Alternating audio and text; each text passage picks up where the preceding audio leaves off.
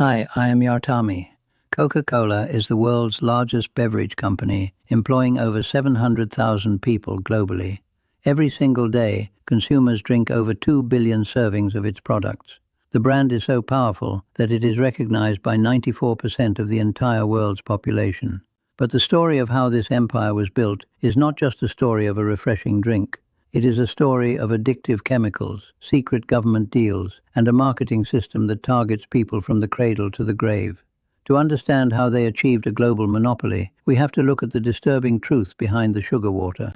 The journey began in 1886 in Atlanta, Georgia, with a chemist named Dr. John Pemberton. Pemberton was a war veteran who had been severely injured in battle and developed a serious morphine addiction. He spent his life trying to find a cure for his pain and his addiction. His first successful product was called French wine coca. It was a mix of Bordeaux red wine, caffeine, and coca leaf extract. This extract was essentially cocaine. At the time, cocaine was legal and seen as a revolutionary drug that could cure everything from headaches to mental fatigue. In 1885, Atlanta introduced prohibition laws that banned the sale of alcohol. Pemberton had to adapt his business idea quickly. He removed the wine and replaced it with a sugary syrup and carbonated water. Because the coca leaf extract made the drink very bitter, he added a massive amount of sugar to mask the taste.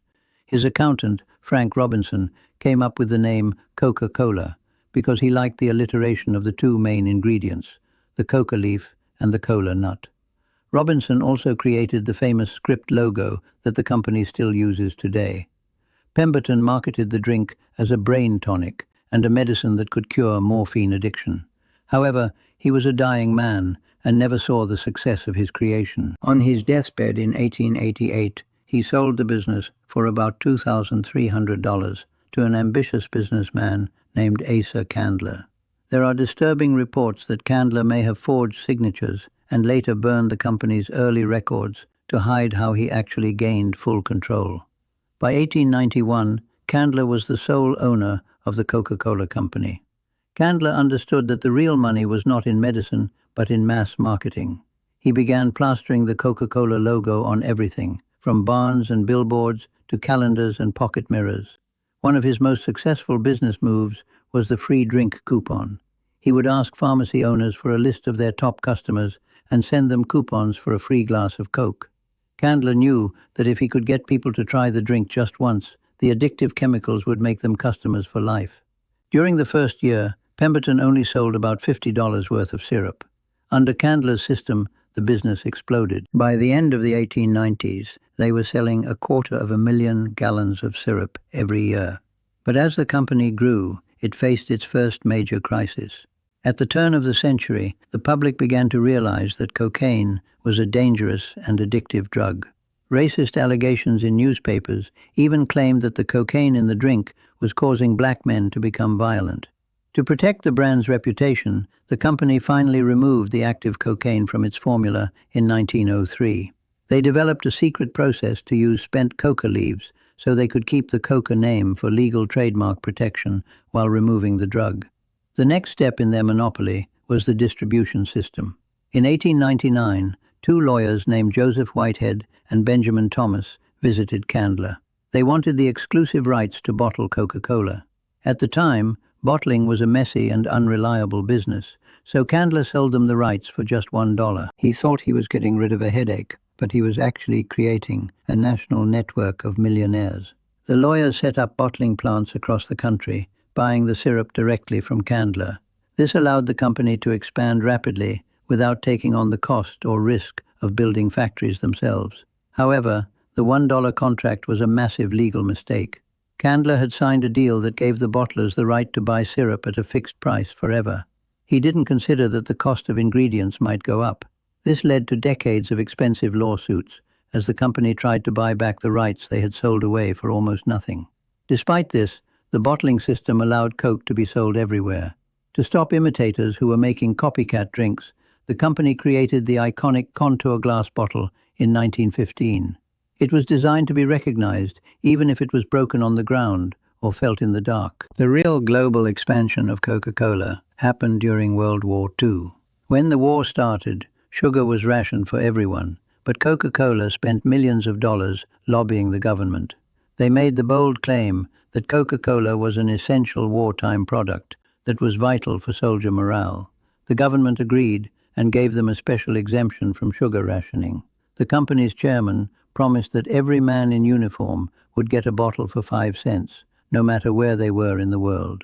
This move was a genius business strategy. While the company lost money on the 5-cent price, they used the war to build 64 bottling plants overseas, mostly funded by the American government. The US military essentially became a global sales force for the brand. By the time the war ended, these mobile units were converted into permanent bottling plants in Europe and the Pacific. Coca-Cola became a symbol of American freedom and patriotism. However, the company's history during this time has a darker side. While they were supporting American troops, they were also doing business in Nazi Germany. When they could no longer import the secret syrup into Germany, their local manager created a new drink from food scraps called Fanta. After the war, the profits from Fanta were sent back to the Coca-Cola headquarters, and the man who ran the Nazi-era plants was promoted. To maintain its global monopoly, Coca-Cola uses what is known as a cradle-to-grave marketing strategy. The goal is to make someone a customer for life by targeting them as a child. They have paid millions of dollars to schools for exclusive contracts, sometimes paying as little as $1 per student to dictate what drinks are sold on campus. They have even produced toys like Barbie dolls, board games, and delivery trucks to ensure their brand is one of the first things a baby recognizes. This focus on children has led to serious health concerns. Studies show that just one extra sugary drink a day can increase a child's chance of becoming overweight by 60%. Coca-Cola has been accused of using addictive caffeine in drinks sold to kids, even though blind taste tests show consumers can't tell if it's there. To fight these health claims, the company has poured hundreds of thousands of dollars into scientific studies designed to cast doubt on the link between soda and obesity. They paid influential experts to tell the public to focus on exercise instead of worrying about what they were eating or drinking. The company's search for profit has also led to environmental and human rights disasters. In India, they were accused of contaminating groundwater with toxic sludge and draining local wells, destroying the livelihoods of farmers.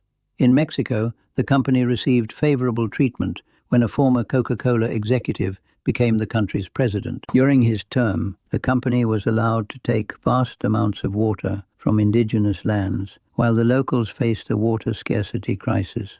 Perhaps the most disturbing accusations involve violence against workers. A campaign called Stop Killer Coke was launched after allegations emerged that bottling plants in Colombia and Guatemala were using death squads to intimidate, kidnap, and murder union members. The company denies these claims, stating that the bottling plants are independently owned and that they had no knowledge of the violence. However, critics point out that the unions were successfully destroyed by these tactics. Even the competition with Pepsi shows how powerful the Coca-Cola brand really is.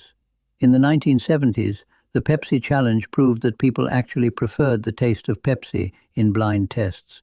Panicked by losing market share, Coca-Cola tried to change its 100-year-old formula in 1985.